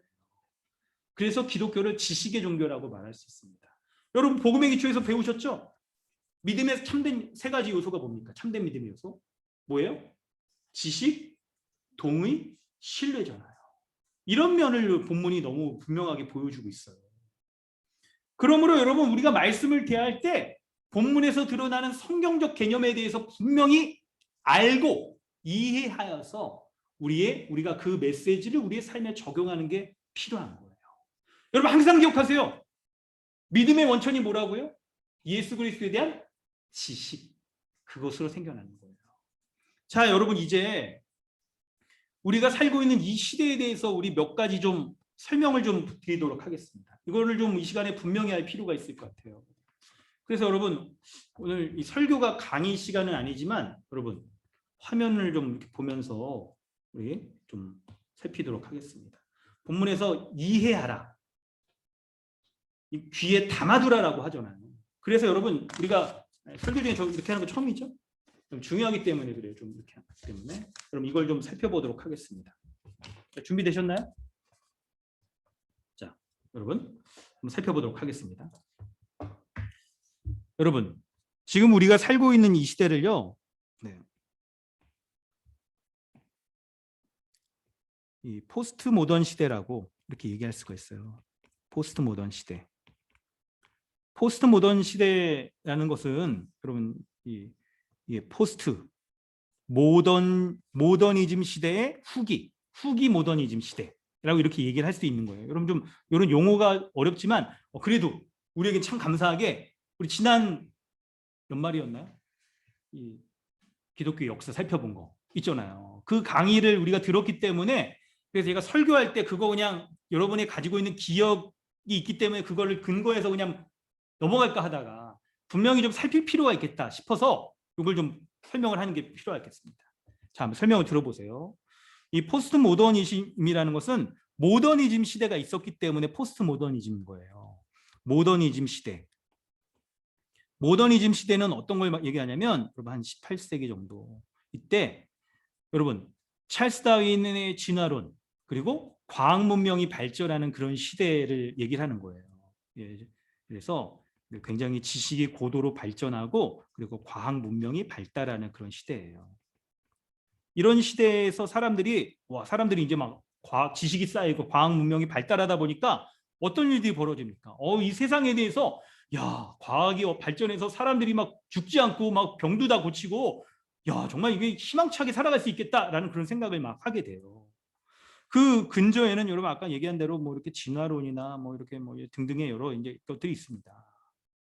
이런 것들을 가지고 막 살게 되는데 이때 여러분 우리가 생각하는 게 뭐냐면 기독교에 어떤 영향을 미쳤는가를 생각할 수가 있어요. 기독교에 미치는 영향. 여러분 사람의 이성이 발전되고 그리고 지식이 쌓이고 과학 문명이 발전하면서 사람들이 어떤 과학적이지 않은 것에 대하여서 이런 것들은 이 세상과 맞지 않다라고 여기면서 이성 중심의 사고를 하게 되므로 어떤 기적과 신존재에 대해서 부정하기 시작한 거예요. 이게 이 모더니즘 시대에 기독교가 당한 첫 번째 1차 공격이라고 말할 수 있어요. 그래서 이때 드러나는 교회 안에서도 기적의 요소, 창조, 부활, 이적 같은 이런 것들은 가짜다라고 여기게 되었던 거예요. 근데 여러분 이거는 좀 이따 또 설명을 해보고 모더니즘 시대가 이렇게 이성과 지성으로 과학 문명이 발전하면서 세상에 대해서 사람들이 굉장히 이제 희망을 갖고 긍정을 하게 돼요. 세상이 굉장히 발전할 수 있겠구나라는 생각을 갖게 되는데 이런 생각이 여지없이 깨지게 된 일이 있어요. 바로 그게 뭐냐면 바로 1, 2차 세계대전이 바로 그런 거예요. 1, 2차 세계대전이 벌어지면서 여러분 어떤 일들이 벌어집니까? 전쟁이 벌어지게 되면 여러분 정말 사람들의 인간성이 말살되고 사람이 사람을 죽이는데 정말 잔혹한 방식으로 막 생화무기나 막 이런 걸까지도 막 하면서 죽이게 되는 것을 통해 사람들이 지식과 이성에 대해서 회의감을 갖기 시작해요. 세상에는 이렇게 사람들의 지식과 이성으로 이상향을 만들 수가 없겠구나라고 사람들이 시작하게 여기게 된 거예요. 이것으로 말미암아 어떤 일들이 벌어지냐면 사람들이 이 세상을 생각할 때 이성과 지식으로 이루어진 세상만으로 보지 않고 이 세상이 다른 것으로 움직여지는구나라고 여겨지게 됐는데 바로 그게 포스트 모더니즘의 시대예요. 포스트 모더니즘은 이제 어떤 일이 벌어지냐면 이 세계대전의 영향으로 이 세상에는 이상향이 존재하지 않는다. 이상향이 존재하지 않고 어떤 일들이 벌어지냐면 사람들이 이상향처럼 꿈꾸는 거 이런 거 있잖아요. 이런 것들은 뭔가 우리 삶에 영향을 미치지 못하는 것으로 여기게 돼요. 여러분 이것이 기독교에 영향을 미치는 2차 공격이 있습니다. 1차 공격에는 아예 기독교가 존재할 수 없다. 신존재를 부정하게 되는데 근데 여러분 어떤 일들이 벌어지냐면 여러분 이걸 약간 더 설명을 해야겠네요. 자, 이상향이 존재하지 않고 신적 존재가 존재하지 않는다라고 여기게 되잖아요. 그러니까 세상을 무엇으로 바라보게 되냐면 절대자를 통해서 세상을 바라보게 되던 이 모더니즘의 시대가 없어지고 이제 나를 중심으로 이 세상을 이해하고 생각하는 시대에 다다르게 됐어요. 우리가 살고 있는 시대가 나 중심적으로 사고하고 생활하는 그런 시대가 된 거예요. 그러다 보니까 기독교에 미치는 영향들이 있는데 이전에는 모더니즘 시대에는 기독교 자체를 힘이 없다라고 하면서 무너뜨리려고 했는데 이런 시도들이 사람들에게 제대로 먹혀들지 못했어요. 사람들에게 여러분 종교성이 있잖아요. 이상향을 추구하려는 그런 마음이 부정할 수가 없단 말이에요. 그래서 모더니즘 시대에 와서는 포스트 모더니즘 시대에 와서는 어떤 일들이 벌어지냐면 여러분 이층적 세계관을 갖게 돼요. 이층적 세계관. 이층적 세계관이란 뭐냐면 이 세상이 1층, 2층? 아니, 이런 걸로 약간 상층부, 하층부로 구성되게 된다라고 여기는 거예요. 상층부는 여러분 신적 존재. 이게 기독교와 같은 이런 하나님이 다스리는 존재가 있다라고는 여겨요. 그런데 하층부, 사람들이 살아가는 이 시대에는 이성과 과학 문명이 발전하고 그리고 나를 중심으로 살아가는 세상이 바로 하층부, 우리가 맞닥뜨리며 살아가는 이 세상은 이런 방식으로 움직여진다라고 여기게 되는 거예요. 그래서 개인이 갖고 있는 신앙은 여러분 여기가 핵심이에요. 지금까지 이 설명이 조금 어려우신 분들은 지금 얘기하는 걸 주목하세요. 우리는 지금 이 포스트 모던 시대를 살고 있잖아요. 그래서 우리가 나와 세상과 가족이나 이웃을 이해하는 방식이 뭐냐면 신앙적인 것은 개인이 취사 선택하는 정도, 없다고 부정하진 않아. 그런데 그것은 상층부에서 개인이 취사 선택해서 있다고도 여길 수도 있고 이거를 그에 따라서 살아갈 수도 있다라고 여겨지게 되는데 믿음의 영역은 개인이 있다고 여기는 사람들만 그들만의 리그에서 그걸 믿고 살아가는 것으로. 그러나 이 세상은 어떻게 움직여지냐면 이성과 과학과 나를 중심으로 움직여지는 세상이라고 여기게 되는 거예요. 여러분 그럴 때 자 이제 여러분 요거 공유하는 건 이제 그만하고요. 그럴 때 우리에게 어떤 일들이 나타나냐. 자 여러분 좀 어렵더라도 설명을 조금 들으세요. 근데 크게 얘기해 주면 그렇게 많이 어렵진 않으실 거예요. 우리에게 어떤 일들을 벌어지냐면 이 세상을 믿음의 영역과 현실의 영역을 구분하면서 우리가 이해하게 돼요. 여러분 이런 이해가 불신자들만 그렇게 이해한다는 게 아니에요. 우리가 이 세상에 지금 속해서 살아가기 때문에 알게 모르게 신자들도 믿음을 그런 방식으로 이해하기 시작해요. 이층적 세계관의 방식으로. 그래서 한 개인도 교회에서는 믿음으로 살아가나 세상에서는 이성과 과학, 나 중심으로 살아가는 것이 우리에게 태어날 때부터 이게 학습되어 여러 루트를 통하여서 학습되면서 우리가 살아오는 거예요. 그래서 우리 개인의 의식 구조와 가치관과 세계관을 형성할 때 우리가 지금 이걸 갖고 있어요. 다 갖고 있어요. 그렇기 때문에 여러분 신앙적으로 미치는 영향이 뭐냐면 이 세상을 바라볼 때 지극히 나 중심적으로 여기면서 내가 살아가는 나의 라이프 스토리를 중점적으로 이 세상을 바라보기 시작해요. 하나님의 영역에 대해서는 보는 것이 이건 신앙적인 영역에서만 그런 거고 그리고 내가 살아가는 현실의 영역에서는 나를 중심으로 모든 것이 다 재배치되면서 살아간단 말이에요. 여러분 이 문제가 발생되는 원인이 바로 하나님의 신적 영역, 믿음의 영역과 내가 살아가는 현실적 영역이 구분되어서 우리가 이해하기 때문에 생겨나는 건데 이거를 해결할 수 있는 방법이 뭐냐? 이거를 해결할 수 있는 방법이 뭐냐라는 것을 여러분 지금 우리가 얘기를 하는 건데요. 이 시대를 살아가는 우리가 정말 이층적인 세계관 가운데에서 하나님의 영역과 우리의 일상생활에서의 영역이 구분되어져 있느냐? 그렇지가 않은 거예요. 하늘에서의 영역과 이 땅에서의 영역이 매우 긴밀히 연결되어 있을 뿐만 아니라 그 정도가 아니에요. 하늘에 계신 하나님이 이 땅의 모든 것들을 지금도 다스리며 통치하고 그분의 뜻 가운데 운행되고 있다는 것을 우리가 믿는 믿음 가운데 살아가는 것이 중요해요. 여러분 믿으십니까? 그런데 이 믿음을 우리가 갖지 못하게 하는 그 요인들을 지금 설명하는 거예요. 뭐냐면 사람들이 이층적 세계관을 가지고 믿음의 영역과 나의 일상생활의 영역이 구분되어지게 되자 나 중심적으로 자신의 라이프 스토리를 중심으로 이 세상의 모든 것들을 다 해석한단 말이에요. 그래서 나에게 어떤 이렇게 오늘 본문에서 귀신이 쫓겨나가는 것 같은 그런 일들이 벌어지지 않으면 신적 영역은 존재하지 않아. 하나님은 이 세상에 관심이 없어. 하나님은 능력이 있다 하더라도 하늘의 영역에서만 하나님이 행하시지 나의 일상에는 영향을 미치지 못하시는 분이야 라고만 여기게 되는 거예요. 그럴 때 여러분 하나님의 말씀에 대해서 우리가 잘 알 필요가 있는데 뭐냐면 하나님이 어떤 분이시냐면 바로 여러분 어려운 용어 하나 얘기하겠습니다. 메타 내러티브를 우리가 회복하는 게 중요해요.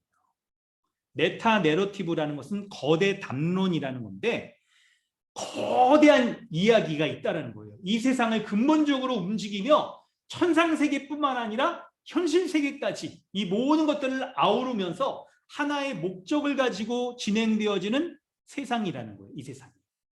거대한 이야기가 있다는 거예요. 이게 뭡니까? 바로 하나님의 구원 경륜을 하나님이 이루셔서 창조, 타락, 구속, 종말의 구원의 완성에까지 하나님이 모든 하늘의 세상뿐만 아니라 이 땅의 세상을 다스리고 있다는 것을 믿는 이런 시각을 우리가 성경으로부터 회복하는 것이 중요해요. 그런데 이런 시각을 회복하지 못할 때 사람들이 어떻게 살아가냐면 메타 내러티브와 반대되는 마이크로 내러티브를 가지고 살아가요. 작은 이야기, 자신의 삶의 작은 이야기를 가지고 이 세상을 해석하며 받아들이며 이해하며 살아가고 있는 거예요. 그래서 여러분 지금 여러분 유행하는 책들, 잘 팔리는 책들 보면 나의 커피 이야기와 같은 어떤 거대한 시각에서 세상을 바라보게 하는 것들에 대해서 사람들이 관심이 없고 나의 일상에서 벌어지는 일들에 대해서 관심을 갖고 블로그나 유튜브나 여러분 이런 것들이 왜 이 시대에 유행하게 되는지를 볼 필요가 있는 거예요. 개인의 일상의 이야기들을 매우 사람들이 집중하고 살아가는 거예요. 왜냐하면 이 세상을 큰 시각에서 바라보는 거대한 하나님의 구원 역사의 이야기를 보지 못하기 때문에 그러는 거예요. 그래서 여러분, 뭐 여러분 이게 제가 얘기하는 게 우리 믿는 신자와 상관없는 딴 사람 얘기하는 게 아니라 저도 이 시대를 살아가기 때문에 저에게도 이런 일들이 벌어져요. 유튜브 좋아하고요. 어제도 사실은 블랙 위도우 아세요? 영화? 블랙 위도우 이거 막 찾아보고 막 이거 얼마 전에 개봉했다는데 이게 뭐냐 도대체 막 찾아보는 거예요. 근데 여러분 블랙 위도우 혹시 좀 아시는 분 있으세요? 블랙 위도우 관심 있으신 분? 찾아보면 이야기가 뭐냐면 이게 그 있잖아 지난번 마블 영화가 뭘로 끝난지 아시죠? 타노스가 이제 다 죽였잖아요. 절반 죽였잖아요. 그리고 나서 생각해 보세요.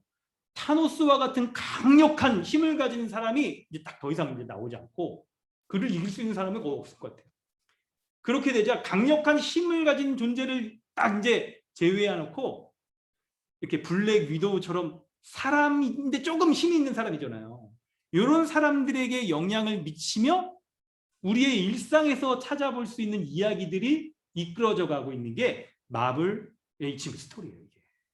왜 그럴 수밖에 없냐면 타노스와 같은 거대한 존재가 이제 딱 세상에 이제 더 이상 이제 등장하지 않고 블랙 위도우 그 다음에 이제 쭉 마블 이야기들이 뭐 화이트 위도우, 레드 위도우 같은 이런 우리의 일상에서 접할 수 있는 사람들의 이야기들을 다루다가 이제 나중에 어떻게 될까요?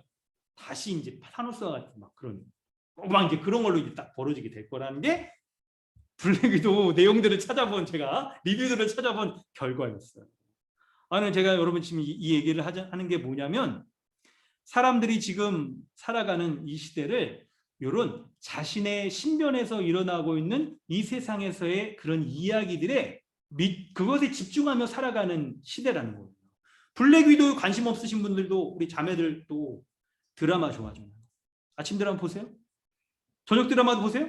왜 그러냐면 우리가 살고 있는 이 시대가 이 세상의 거대 담론인 하나님의 신적 존재는 없다라고 여기지 않아요. 이 시대의 풍조는. 이것은 개인이 취사 선택하는 믿음의 영역, 교회 갔을 때 예배 드릴 때만 우리가 찾는 영역이고 나의 일상에서는 내가 나의 삶에서 벌어지는 스토리들을 중요하게 여기며 살아가기 때문에 드라마에 빠지는 거예요. 블랙 위도우 같은 마블 시네마 이런 것들을 막 쭉 사람들이 좋아하면서 막 하는 거예요. 그런데 여러분 생각하셔야 돼요. 생각하셔야 돼요. 나를 중심으로 살아가는 그래서 우리는 여러분 부정할 수가 없어요. 우리라는 존재가 나라는 존재가 이 세상에서 하나님의 거대한 이런 신적 존재 그분이 행하시는 일들에 대해서 우리가 바라보지 못하고 나를 중심으로 벌어지는 이 시대 가운데 우리가 매몰되어 살아간다는 것을 인정해야 돼요. 그런데 거기에서 바로 여러분 그런 세상 가운데에서 우리가 성경적인 세계 하나님이 이끄시는 구원의 세계에 딱 들어가서 살도록 하는 그 장치, 키, 그게 필요해요. 그게 뭘까요, 여러분? 바로 마블 세계관에서 우리 요거 딱 생각하면 그냥 마블 스토리 딱 연상하는 것 같은 타노스의 핑거 스냅 같은 그런 키가 바로 믿음이라는 거예요. 예수 그리스도가 십자가에서 무엇을 이루셨는지 그것을 딱 집중하는 순간 이 땅에서 나를 중심으로 살아가는 그런 세상으로부터 우리가 하늘의 세상으로 우리의 시각을 넓힐 수가 있는 거예요. 이 세상에 본질적으로 움직여지는 하나님의 거대한 구원 역사의 세계 가운데서 자신을 바라볼 수 있게 되는 거예요. 여러분, 우리가 이런 믿음이 있으면, 십자가 중심의 믿음이 있으면 우리가 살아가는 현실 세계, 나를 중심으로 한 세계로부터 하나님이 이끌어 가시는 거대한 세계를 바라보며 살아갈 수 있게 된다고요. 이렇게 예수 십자가의 믿음이 있으면 여러분, 실제 우리의 일상에서 어떻게 우리가 살아갈 수 있을까요? 오늘 본문에서 제자들이 귀신을 내어 쫓아서 믿음으로 딱 능력을 드러내야 되는 그런 상황 가운데서 이게 믿음이 유용하단 말이에요. 믿음이 그때 발휘되는 거예요. 귀신을 내어 쫓는 상황 한번 생각해 보세요, 여러분. 아니, 좀 영화 얘기 오늘 몇 번 하니까 귀신 내어 쫓는 영화 엑소시스트 혹시 보셨어요?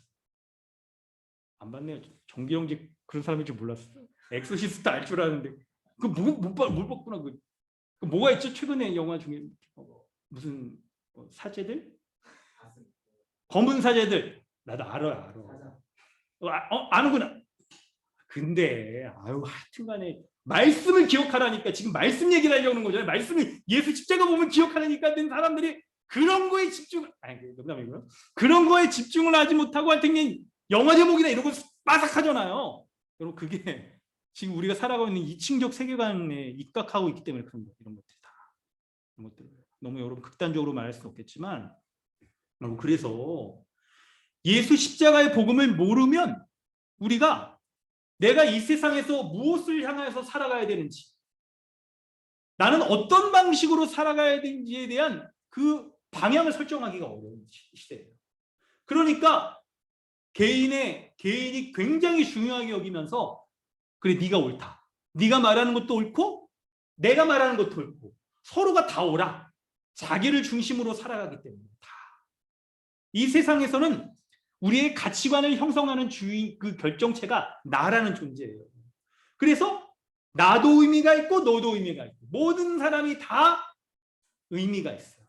마치 여러분, 이게 왜 생기는 거냐면 하나님이라는 절대적 진리를 사람들이 신앙의 영역으로만 부정하게 되고 신앙의 영역으로만 몰아가게 되자 이 세상에서 살아가는 삶의 원리는 더 이상 영향을 미치지 못하고, 뭐가 영향을 미쳐요?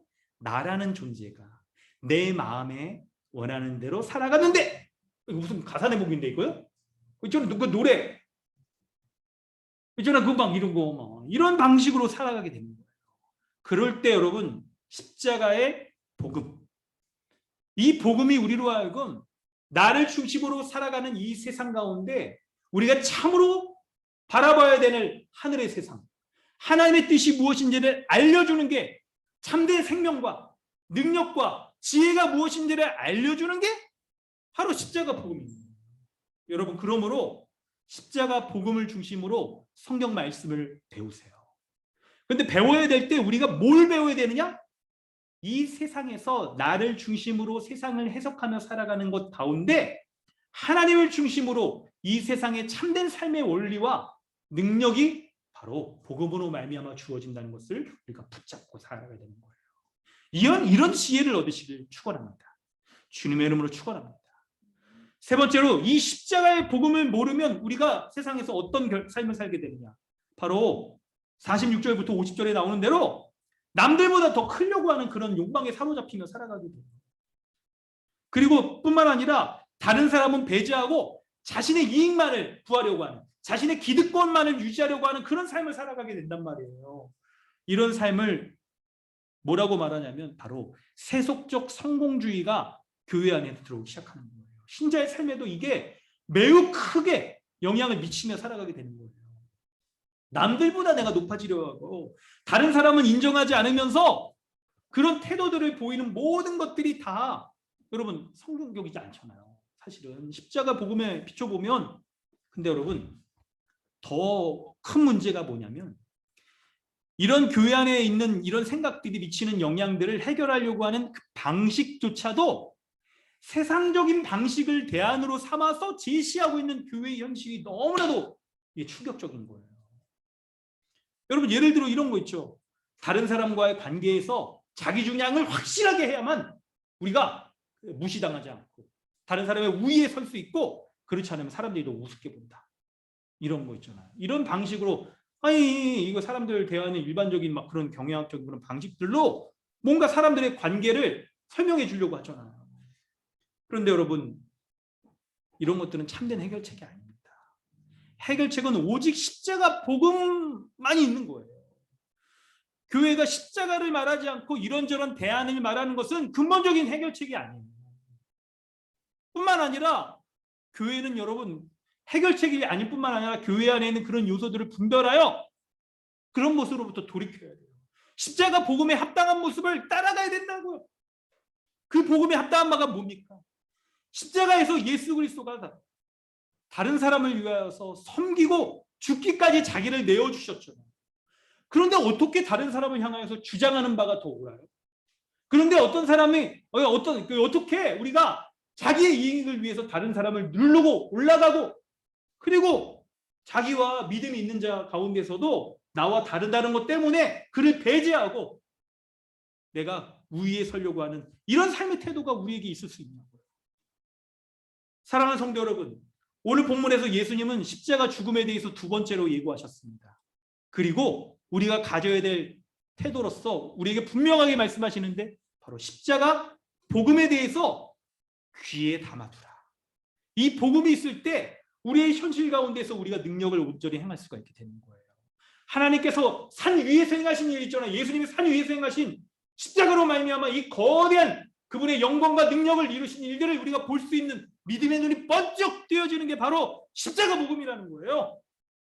이 복음을 우리가 알고 믿고 받아들일 때 우리의 삶에서도 우리가 참으로 제자들이 귀신을 내어쫓지 못했지만 예수 그리스도의 이름으로 우리가 귀신을 내어쫓는 것 같은 이 세상의 가치관과 지배로부터 벗어나서 하나님 나라의 백성으로 온전히 살 수 있게 하는 생명과 능력과 지혜의 모든 게 바로 십자가로 말미암아 주어지는 거예요.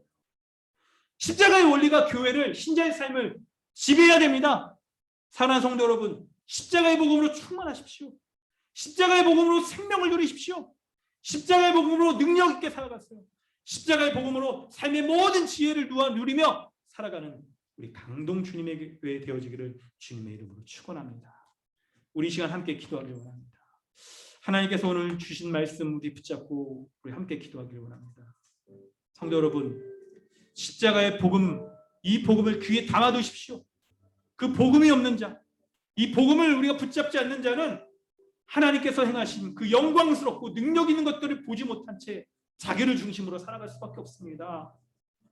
자기 주장만을 내세우면서 다른 사람을 배제하고 다른 사람의 우애를 누려고 하고 그리고 믿는 자 안에서도 누가 높으냐 자신의 이익만을 위해서 살아가려고 하는 그런 제자들에게 주님은 십자가의 길을 걸어가신 예수 그리스도 그분을 쫓으라라고 말씀하고 있는 거예요. 우리 이 시간 함께 이런 참된 믿음을 갖게 해달라고 십자가의 믿음을 갖게 해달라고 함께 기도하겠습니다. 하나님 아버지 주의 은혜를 더하여 주시옵소서. 하나님 믿음으로 온전히 살게 하여 주시옵소서. 은혜를 구합니다. 하나님 은혜를 더하여 주시옵소서. 하나님 이름으로 온전한 자들이 하여 주시옵소서. 예수 그리스도 우리 주님을 온전히 믿는 믿음의 자를 소개 하여 주시고 믿음으로 말미암아 소개 하시고 믿음으로 충만한 자들이 하시고 믿음으로 우리가 살아가는 자 될 수 있도록 은혜를 더하여 주시옵소서. 십자가의 복음으로 하나님 행하신 영광스러운 예수 그리스도 십자가의 죽으심으로 말미암아 주님의 영광과 능력과 지혜 모든 것을 행하신 그리스도를 온전히 보게 하시고 믿게 하시고 그것으로 말미암아 내가 나의 삶에 하나님의 행하신 일들 바라보며 겸손히 예수 그리스도를 쫓아 살게 하여 주셔서 지체를 위해서 섬기고 살아가고 하나님 이 지체의 이익을 위해서 살아가는 참된 믿음의 사람 될 수 있도록 하여 주옵소서. 하나님 은혜를 더하여 주시옵소서. 은혜를 베풀어 주시옵소서.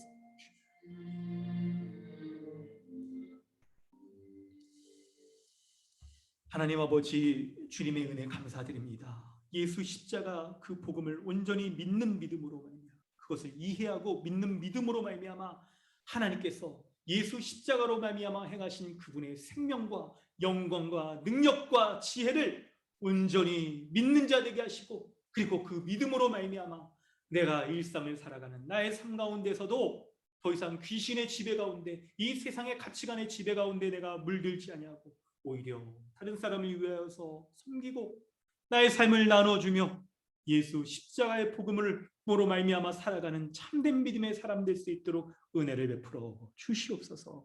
감사드리며 예수님의 이름으로 기도드리옵나이다. 아멘. 하나님께서 주신 은혜의 말씀 생각하시면서 우리 찬송가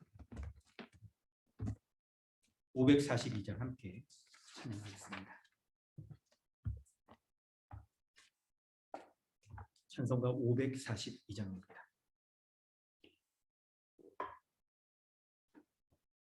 우리 찬양합니다. 구주 예수 의지하니 심히 기쁜 일일세, 영생 허락 받았으니 의심하주 없도다. 예수 믿는 것은 받은 증거 많도다. 예수 귀한 예수 믿음 더욱 주소서. 구주 예수 의지함이 심히 기쁜 일일세, 주를 믿는 나의 마음 그의 피에 적시네. 예수 믿는 것은 받은 증거 많도다. 예수 귀한 예수 믿음 더욱 주소서. 구주 예수 의지하여 죄악 벗어버리네.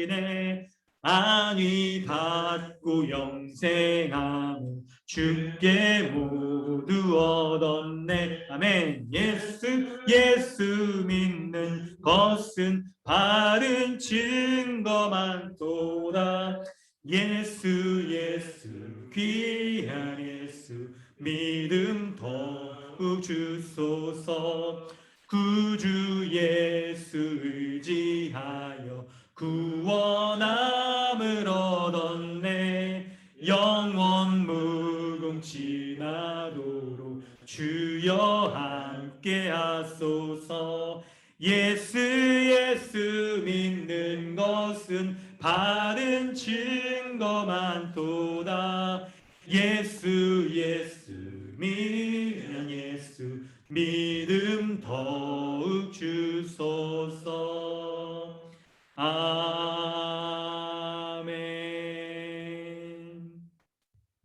네, 하나님께서 주신 은혜의 말씀 기억하시면서 이 세상을 살아갈 때에도 변화산 위에 있으신 예수님의 영광과 능력 바라보면서 우리의 삶 가운데 믿음의 능력 드러내시는 우리 주님의 교회, 감동 주님의 교회 되어지기를 주님으로 축원합니다.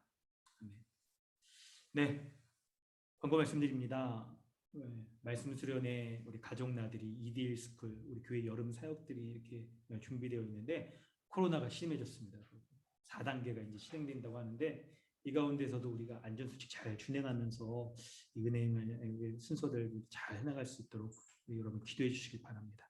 그래서 일정과 강사분들, 성도님들 다 좀 참여하시고요. 온라인으로 진행되더라도 주님 주시는 지혜 가운데 잘 세워져야겠습니다. 네, 이번 주는 우리 예고 드린 대로 가족주일입니다. 우리 한 달에 둘째 주 우리 가족주일로 지키고 있죠. 여러분 육신적인 가족들과 이렇게 교제도 잘 하시고 또 교회 가족들과도 하시고요. 또 아울러서 코로나가 이제 4단계가 되어져서 여러분 우리 상황들이 또 나아지기 전까지 교회 모든 순서들은 다 온라인으로 진행되고요. 우리 이렇게 교회적 삶 우리 지난주에 조짜 드렸는데 여러분 이런 것도 당분간 좀 시도록 하겠습니다. 여러분 이렇게 전화나 이런 안전한 방식으로 하시는 게 좋겠습니다. 또 이렇게 우리가 더 상황 괜찮아지면 다시 이렇게 공지해 드리도록 합니다. 주중 경건회와 로마서 DBS를 통해서 말씀의 복됨 누리시고 금요 모임 책 나눔하고 있죠. 여러분 잘 참여해 주시고요. 토요일 로마서 DBS에도 잘 참여해 주시기 바랍니다. 네, 국가와 사회와 교회를 위해서 여러분 기도해 주시기 바랍니다. 드리신 헌금 위해서 기도하겠습니다. 하나님 아버지 주님의 은혜 감사합니다. 예수 십자가를 믿는 믿음으로 말미암아 하나님께서 행하신 놀라운 영광을 바라보는 우리의 믿음을 더하여 주시옵소서. 우리가 이러한 신앙의 고백으로 오늘도 이 예물을 구별하여 하나님 앞에 올려드립니다. 주정헌금, 11조, 감사헌금, 또 건축과 구제 모든 헌금까지 또 이렇게 하나님 은혜 베풀어 주셔서 하나님의 은혜에 영광스러운 것으로 충만한 삶을 살아가는 자 되게 하여 주시고 주님 앞에 마땅히 감사를 올려드리며 하나님께서 행하신 일에 대해서 우리가 감사드리고 또 우리의 삶에 헌금을 드리는 우리 가운데도 주님 은혜 베풀어 주셔서 재물이 넉넉지 않은 것 가운데서도 우리가 구별하여 드리는 이 예물 귀하게 받아주시고 우리가 하나님 각자의 삶에서 기도하는 모든 기도 제목 가운데도 주님 하나님의 뜻에 합당하게 주님의 방법으로 역사하여 주셔서 신자의 삶 가운데 역사하시는 하나님, 개인적인 믿음의 영역, 하늘의 영역에서만 역사하시는 하나님이 아니라 우리의 삶에 초월하신 하나님이 우리의 삶에도 역사하여 주셔서 우리의 삶에 눈으로 보기에도 온전한 믿음의 증거의 열매들이 드러날 수 있도록 하나님 은혜 베풀어 주시옵소서. 지금은 우리를 죄악 가운데 구원하여 주신 우리 구주 예수 그리스도의 은혜와 하나님 아버지의 무한하신 사랑과 성령의 내주하시며 충만하시는 은혜가 오늘 참된 믿음으로 예수 그리스도를 따르는 십자가의 길을 걸어가기로 다짐하는 우리 모두 가운데 영원토록 함께 있을지어다. 아멘. 주님 은혜를 도와 주시옵소서. 주님 은혜를 베풀어 주시옵소서.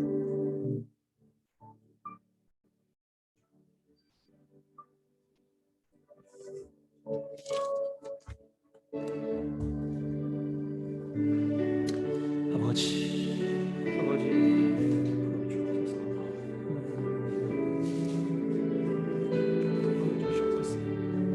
우리 아버지께서 우리에게 주신 인도해 주셨습니다. 주께서 베풀어 주시는 그 은혜를 다 주시옵소서.